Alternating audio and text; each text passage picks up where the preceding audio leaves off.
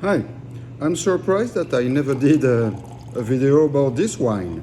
We have been selling Holloran Pinot Noir for quite a few years.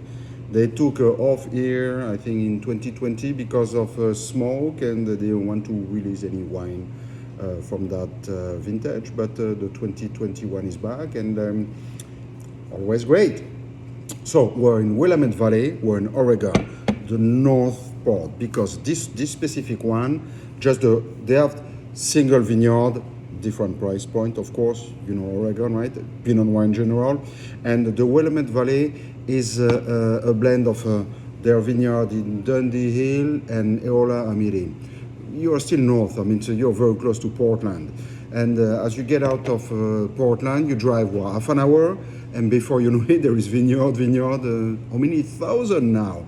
This is in the 70s, in the 80s, that was not the case. But popular Pinot Noir has done a number, and now this region like create an excessive amount of Pinot. And what's not to like with Pinot Noir? It's a very heady perfume, almost intoxicating. Once you smell and you taste the Pinot Noir that you like, that's your epiphany moment. There is no coming back here. So Pinot Noir is always a great grape. Some of you know that I've talked about Pinot Noir being actually a clear juice grape. So it started its life as a white wine. And to get from clear juice to that, well, you bring back the skin. The problem, the skin are very thin. They don't have a lot of coloring agent. So that means that it's never very dark. There is not a lot of color. I can see the time here because this wine is almost like a dark rosé, pretty much. So heady perfume, difficult to resist a beautiful Pinot Noir like that. You're gonna get always a earthy type of note. Here it's light in this one. It's a bit more on the roses, the red currant, the red berries in general. I would say raspberry is definitely present in this one. No astringency for sure in this type of wine. Cheers.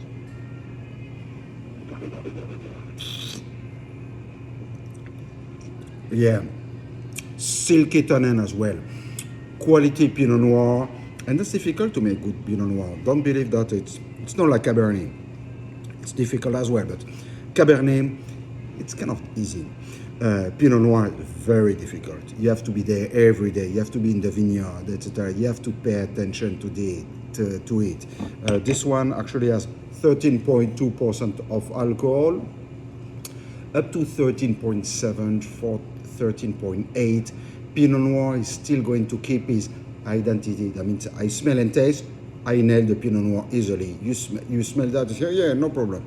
When they go above 14, 14.23, it's difficult. Which wine is that? I'm not sure if I can figure out that's actually a Pinot Noir. And that's always the big difference between Oregon and California. Oregon, you're really away from the sun. You're like, this is a few days drive north of California, so you have much less hour of sun per year, eating your berries and baking your berries, etc. While California, Southern California is at the level of the Maghreb, North Africa, so latitude is very low. So that means you have a lot of sun that bake all those UVs, bake your berries and develop a lot of sugar, which is going to turn into a lot of alcohol, a lot of oomph and power, etc. So very different here. So definitely silky.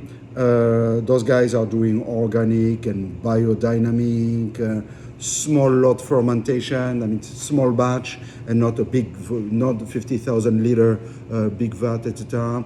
Definitely a Burgundian influence, I would say, in the way that you make wine. People say in Oregon, oh, it's Burgundian. No, it should not be. It should be Oregonian, right? That every part of the world has a different dirt and climate, etc. So you cannot do the same thing. So, beautiful wine. Again, plenty of roses. The raspberry are there. And once you discover a nice Pinot Noir, then you finally grab this one. Holloran Pinot Noir from Willamette 2021. Cheers.